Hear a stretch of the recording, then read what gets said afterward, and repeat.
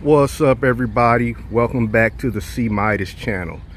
This is a follow-up video to the last video where I installed the Mark V R32 high-flow cats and downpipes and the modified headers. You can go back to the last two videos and you can see what I did to them in the last in the video before the last.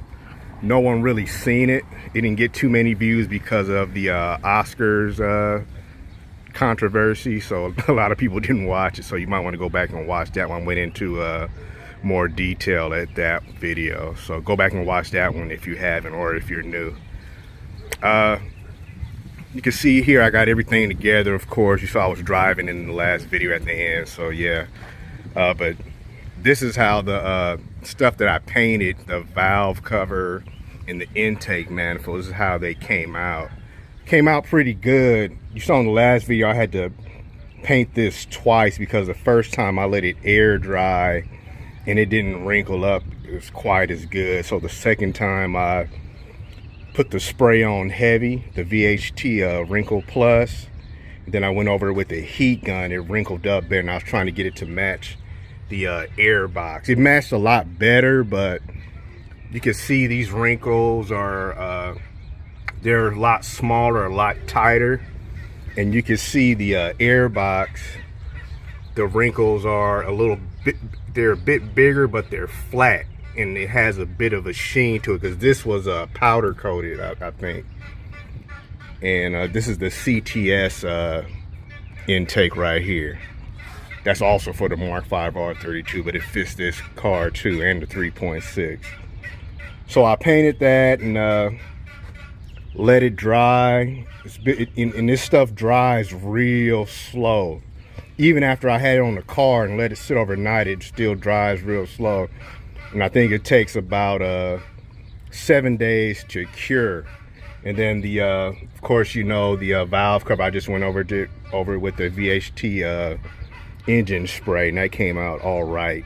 But I think what I'm gonna do is later, I still got my original manifold, and you can see this one has the rings missing. I have them somewhere, I just gotta find them, but my other manifold has everything on it, so I'll probably take that and the valve cover to a powder coater and have everything redone later down the line. But this is cool for right now. I like it. It's cool. Just gotta put my rings on there at some point. And I still got a few other things I want to do as far as the engine bay detail, but I'll be doing all that later, and you guys will see that in other videos, some stuff that I'm gonna add. As far as the downpipes and the cats and everything, as you know, that kit is for the Mark V R32, so it's slightly different, just slightly. If you look back in the last video, if you're new, you can see I had them side by side, and you can see some of the differences. But in a minute, I'll lift the car up and get up in under there and go in detail so you can see exactly what I had to do to get these to fit. Hey, you guys, check this out. I cut away from the video real quick. So I'm out here getting the car ready, right? And you can see I was in the middle lifting it up, and I hear a plane going overhead. It was one of the older prop planes. So I hear the motor cutting out and cutting back on. So I get from under the car and I look up, and it's one of the planes dragging one of those signs, and he's like right over this tree. So I look up at him and I see him going, and he couldn't get the sign up fast enough, so he kept going and he had to let it go. So it fell on top of those wires, and it put a little smoke hole in it a little bit. And you can see right here, it dropped right on top of my house. Because he had to let the line go because he was trying to get up higher, and the sign was about to grab those wires, so he had to let the line go, or else it would have just pulled all the lines and everything. But the airport is not too far away from here, so he made it back to the airport. So I guess they'll be coming to get it pretty soon. So just want to show you guys that. Stay tuned in. You never know what happens on the C Midas channel. That's the pilot right there. So he made it back to the airport and he just came over and talked to us. You can see the line and everything. And the hook ended up in the neighbor's yard right there. You can see it. That's it. Power's out. Looks like the fire truck just came. And now back to our regularly scheduled program. Let's get under the car now.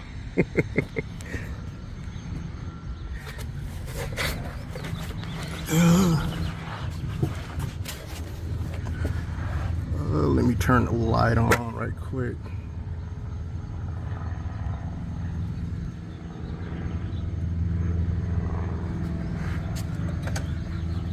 All right, you can see here that everything's installed.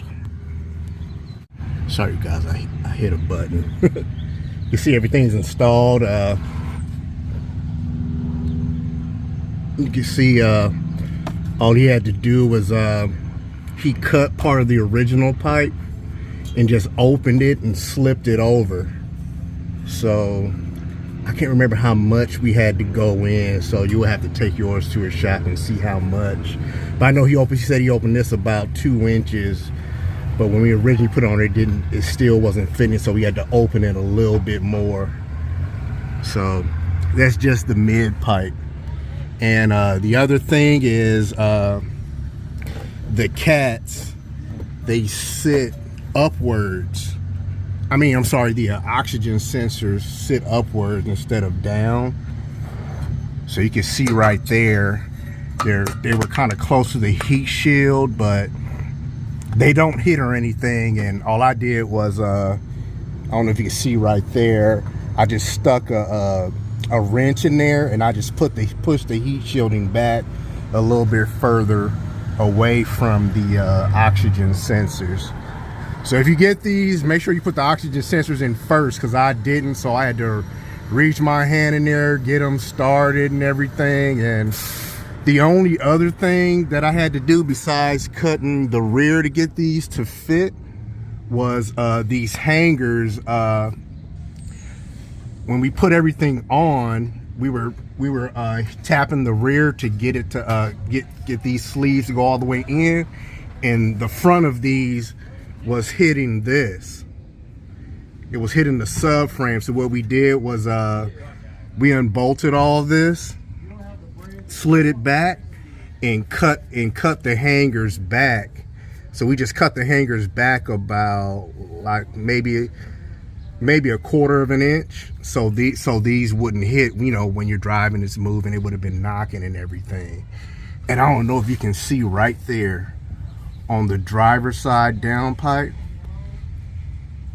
I can't zoom, but you can see how close it is to the axle. I forgot what they call that, but the little part that moves right there for the all-wheel drive, but it hasn't touched it or anything, so it doesn't move. And there's been no noise, even with everything close like this.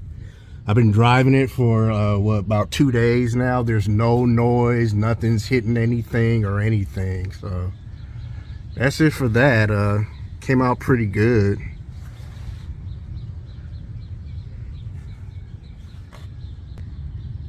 Before I forget, the only other thing I'm gonna do later is this is a 2.5 inch pipe. So on the factory pipe, it necks down right here to a smaller diameter, smaller than 2.5. I don't know exactly what. And you can see right here, this is where the original second muffler sits, and the previous owner had it cut out. But you can see this pipe isn't mandrel bent, so it necks in a little bit right there and makes the diameter of the pipe a little bit smaller, like in the middle and right there from where they bent it. So what I'm gonna do is later I'm gonna take it to a shop and have a mandrel piece bent, so it's 2.5 inch going all the way back. And for this this joint right here, 42 Draft Designs, they sell a bigger one, so you could get a 2.5-inch piece of pipe welded in. I'll have to do one here and on this side for them to join, and then they have a bigger clamp so you can have it a full 2.5-inch system on the car. So I'll do that later, and that should give me just a little bit more performance, because like I said, it necks down a lot right here. Here goes the whole system. Just want you guys to get a better view of the whole thing installed. And I got the light to come on,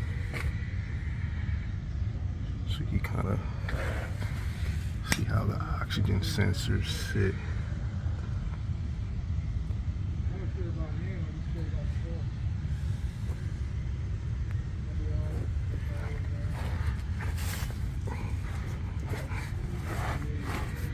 Right, as far as getting the manifold in and out for anyone who wants to paint theirs, you got more room on the TT. I don't know about the R32 or anything, where you don't have to take the front end off, but it's tight. So when I was taking it out, you have to take all the bolts out, and the bolts are not easy to get to because you're putting your hand down in here with a little wrench, and sometimes you just got to try to feel where the bolts are. But I was able to get 2 hands in there sometimes to feel and guide the tool in there to feel where they were at. But that's probably the hardest part of doing all this. I mean, that's a big headache.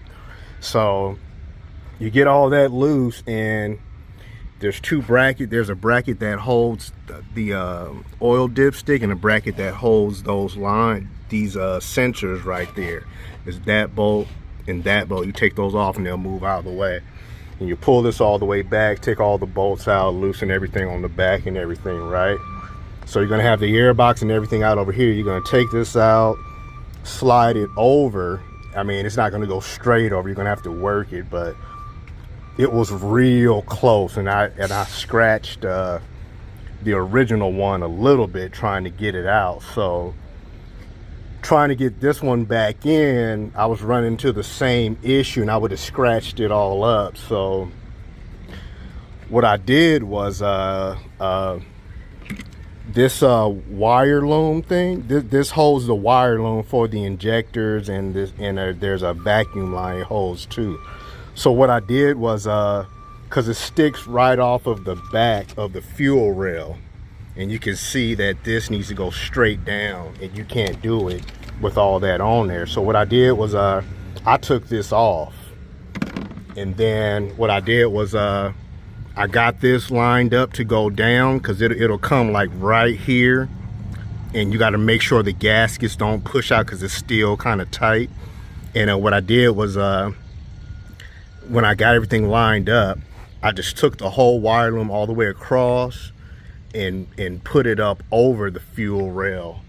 So it's over the top of this and over the fuel rail, so to go so this can just go straight down and then back in.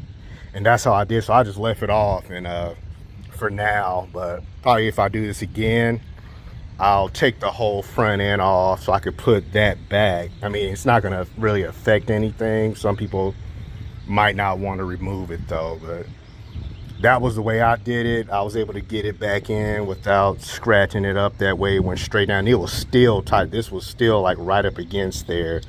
But you also might be able to just take this dipstick out. I think it just pushes into the block, but then you got the seal to worry about down there. So you would have to make sure that seal down there doesn't leak. I think it's just an O-ring or something. So I checked it and everything, because even though I had to move it, I didn't pull it out. It's not leaking or anything, so I don't know.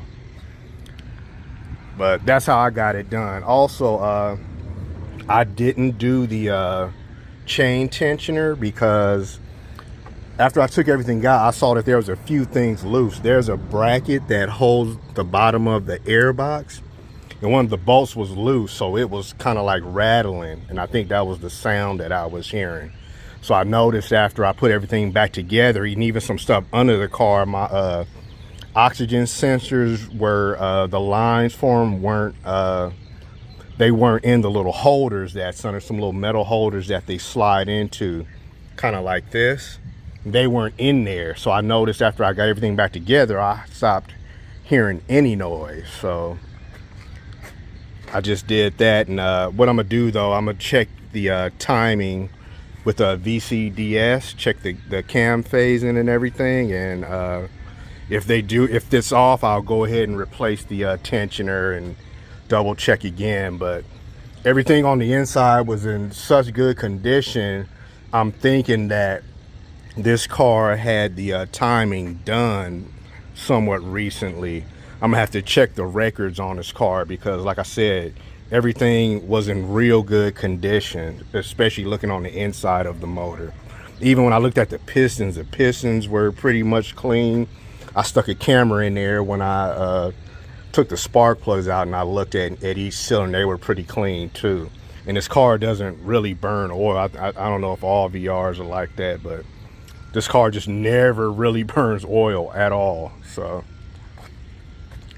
but let's hear how it sounds.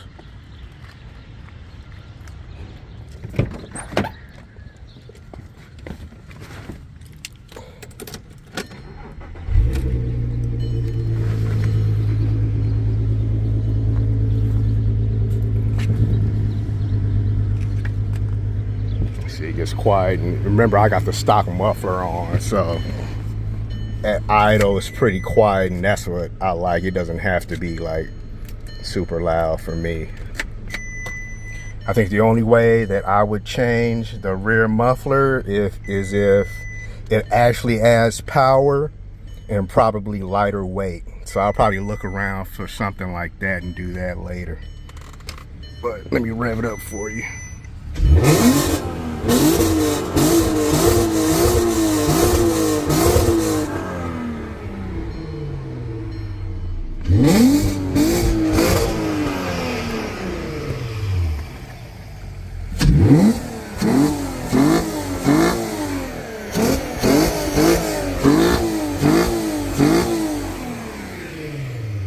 So yeah, it got a little louder. And the thing I like is because I'm guessing because I still got the stock muffler on, and you know, this car still has cats. There's no drone in the car or anything. So, and it's like I said, it's still quiet when you're not on it. I see some people do their exhaust and it's just like super loud, drones a lot in the car. So I kind of like I said, I won't change the stock muffler unless I find something that's lighter and it adds power. So I'll look around for that. All right, let's get out here and do some runs and see how it performs.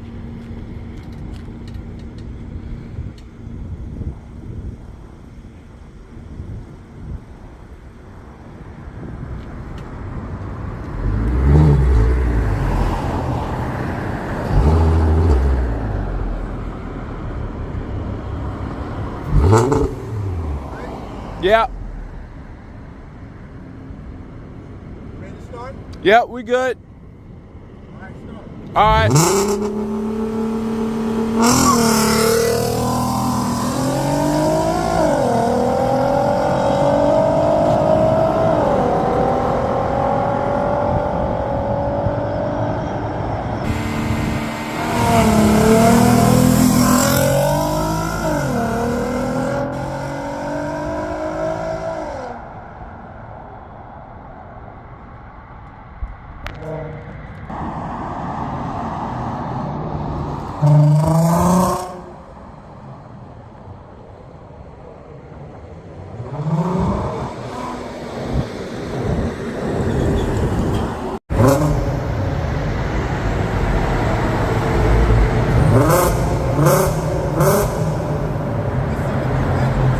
Yeah.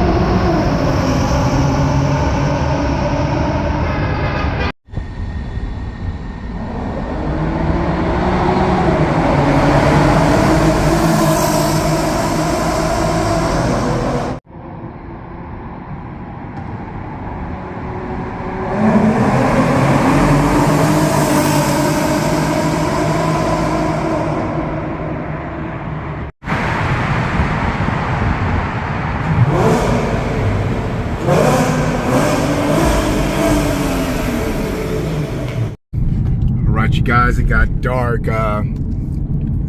With what happened with the airplane earlier, they shut the streets off, so I really couldn't get out until now, and the power was out. So I had my nephew out with me not too long ago before this to get some drive-by shots so you can hear how the exhaust sounds like going under a tunnel too. But I'm gonna do a launch from inside the car right now so you can see how it sounds.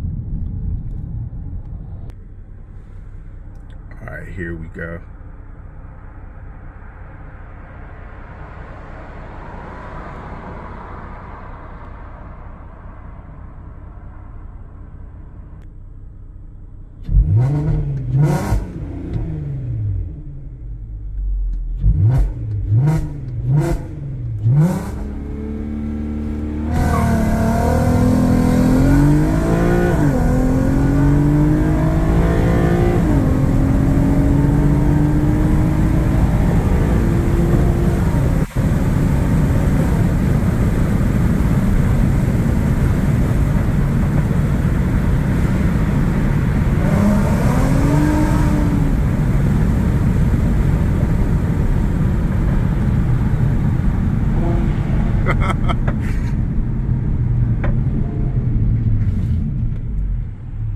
All right, some impressions I got driving it back from the shop right away. You could tell the tone changed, and the car just feels faster now. It wants, you know, it's more rev happy, and it feels like it accelerates faster, even just from starting off from drive, like from a light without even doing launch control. And it almost makes the car feel like drive mode almost feels like S mode now. So S mode goes a lot harder now too. So I was just, man, you should have seen me when I was coming from the shop. I was like, oh yeah, worth it. You know, all the little stuff that I did, all the little headache I went through trying to get everything done to the motor and everything. But yeah, man, this is a worthy investment, a worthy thing to do. It definitely added power. I don't know how much, but you know how you add an intake and it says 10 or 12, but you don't really feel it. You might feel a little bit of engine response, or like a chip for this car, you'll feel it a little bit.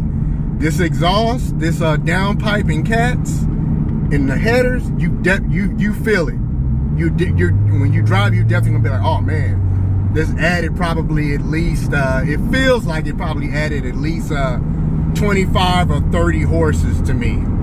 I'd be surprised if it didn't. So what I'm gonna do, I've been wanting to dyno the car for a while, so I'm gonna go ahead and start searching a few places to dyno the car before I do more stuff too. I think the only thing other thing I might do is do the new speed underdrive pulley for this car, because I did it on my 12 valve VR6 and I felt it different with it. Wasn't a huge different, but it was about the same thing. The car was more rev happy, and you could feel just a little bit of power through the RPM band, because I think those only add like 5 to 7 horsepower or something like that. But of course in the mid-range and stuff like that is what people don't realize. You get a little bit more performance out of that. So I might do the new speed pulley on this car, and of course, you know, I'll be looking to do some other things later down the line.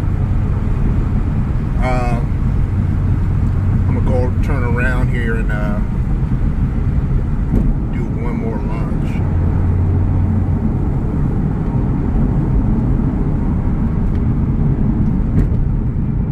Got some cars come. I usually try to wait till it's like totally clear, like after everyone's gone by, so it's safe.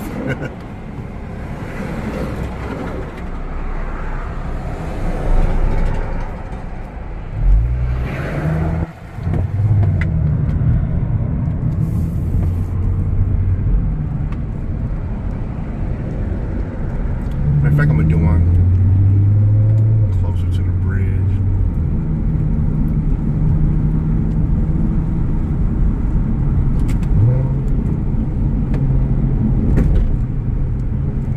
I'm gonna do, I'm gonna put it in just in drive, and then do just a straight takeoff from drive, and then I'll turn around and do a takeoff just in S mode without doing launch control, so you can see how it sounds, kind of see how it feels. Sorry about the camera sideways.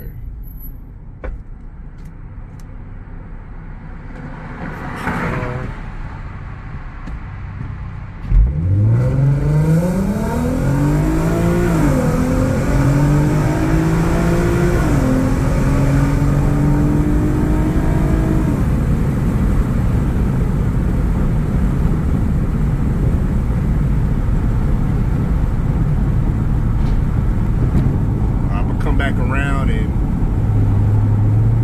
take off in S mode right by the bridge. I'm about to do S mode right here. Pull over and do a takeoff.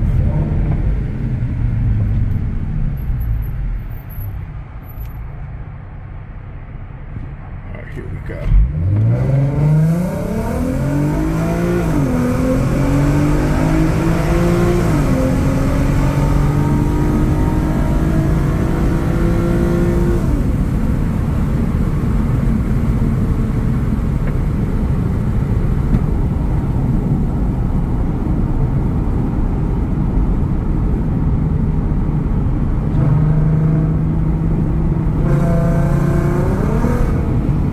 Alright, you guys, I think that's going to be it for this video.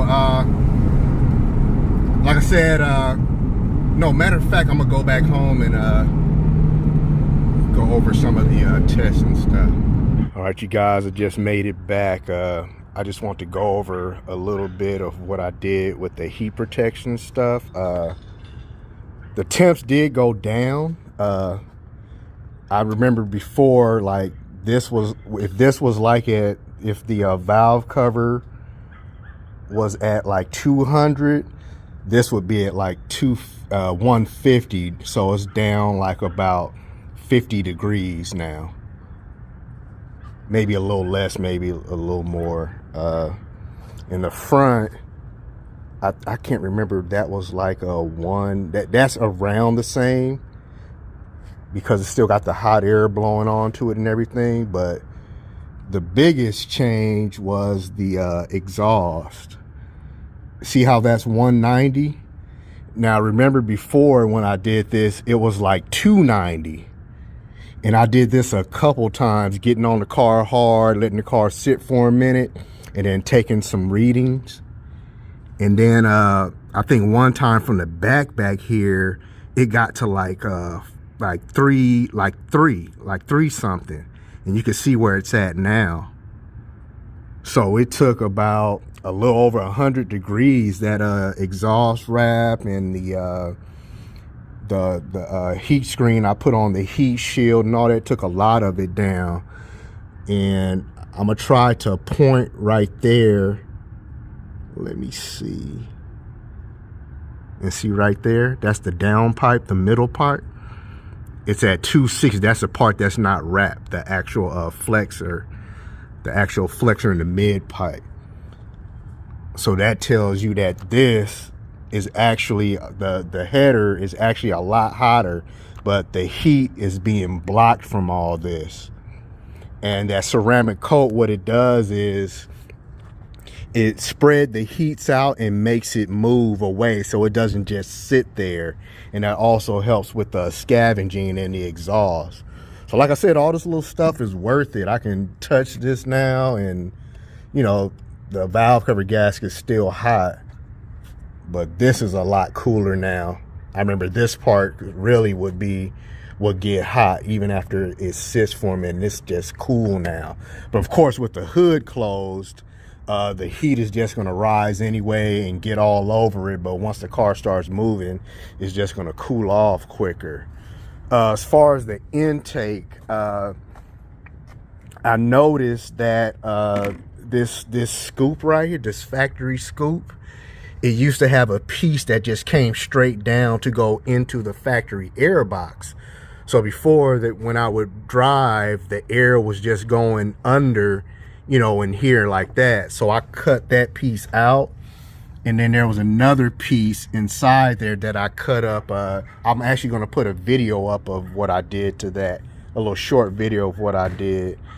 And you guys can watch that one also to see what I did. But it was kind of interesting because even when I did that, the intake did start getting a little cooler temps. It's about the same, but when the car starts moving, there's a little bit more air going right over the filter and everything.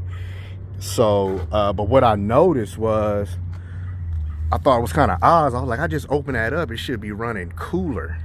So if you look under here, there's nothing directing the air up to that. So it's like once you get up to a certain speed and all the air pressure gets in there, it's just going to try to escape up in there. That's why even at lower speeds, sometimes the intake air temperature was still like 90, and as you start driving like on the freeway at moderate speed or even on the street, it'll start going down. And then once you start getting on it, of course, it, like I said, outside, it'll come to like about within 5 degrees or so, maybe a little bit more sometime within the outside temp.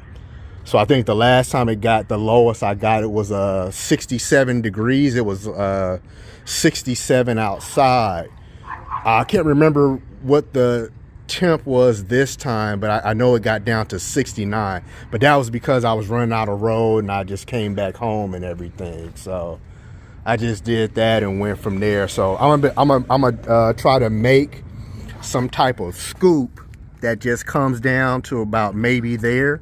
So it's blowing all the cool air up to the intake, and that should keep my temps down, which is going to keep all this temp, all the, you know, let cooler air get into the cylinders. So, you know, it won't pull as much timing with all that. And then I'll just go from there with that. What else? I think that's it about with all that. Like I said,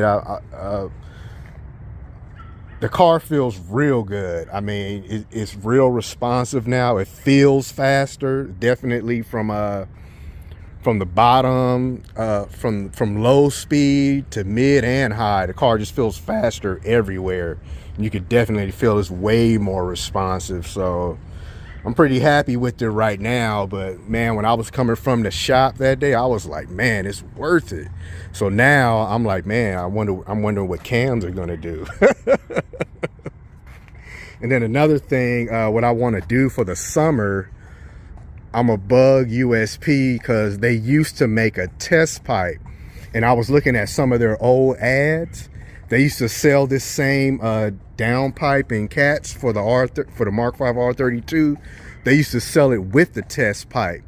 But I think when I had hit them up, they said, I can't remember if they just didn't have any at the time or they weren't making them anymore. So what I'm gonna do is I'm probably gonna send them this video, hit them up, let them know that, you know, little things that they could do to make this fit for the TT, like maybe moving the oxygen sensors to a different, making the pipe shorter and making the hangers shorter. And that's all they would have to do.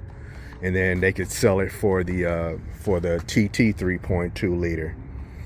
But yeah, I'm gonna bug them about that, making a test pipe for summer, because like I'm probably getting some of the drag races at the car shows and a few track events this summer too, and then go from there. But I think other than that, just trying to get some of the weight off of the car, maybe some lighter weight wheels, stuff like that. I'll probably take the back seats out, you know, all that type of stuff for track, and then just go from there.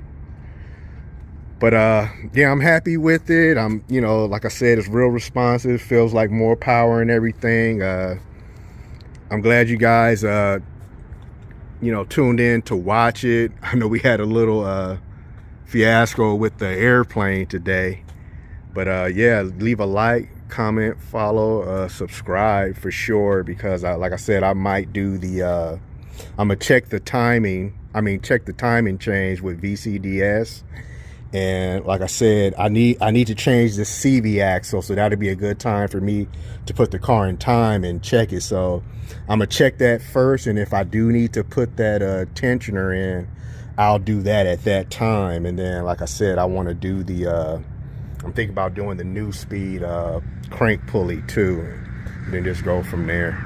But leave a like, comment, follow, subscribe for more videos coming up. If you guys got any suggestions or anything, just let me know.